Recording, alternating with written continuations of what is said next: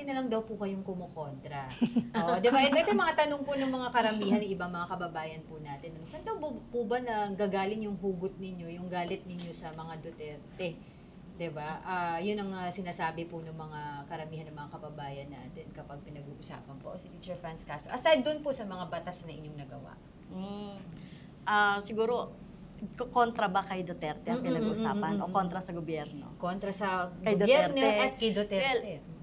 Kung titignan naman yung record ko no, sa mga bills na sinang-ayunan at hindi, mas marami naman yung sinang-ayunan namin na bills from the majority.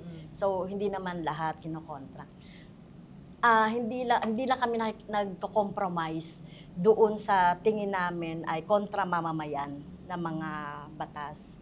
So, the same way with the Dutertes, kapag syempre may sinasabi sila na anti-mamamayan or against my person, syempre, syempre sagutin ko naman yun kasi baka yun ang magmarka sa taong bayan kung hindi ko sinasagot. Alam na, pag sumagot ka o hindi, parang may masasabi sa'yo, no? Kaya dapat sagutin mo na lang, no? Yung mga sinasabi. Katulad niyan, di ba? Wala yatang press release si Duterte, Sara Duterte, na hindi ako binabanggit.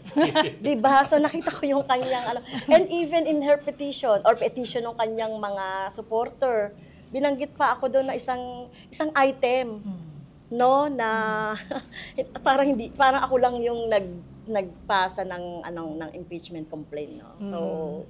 So yun, so kailangan natin yang sagutin para maintindihan ng mamamayan kasi pag hindi natin yung sinagot, well, hindi matututo yung taong bayan, hindi sila magkakaroon ng totoong information.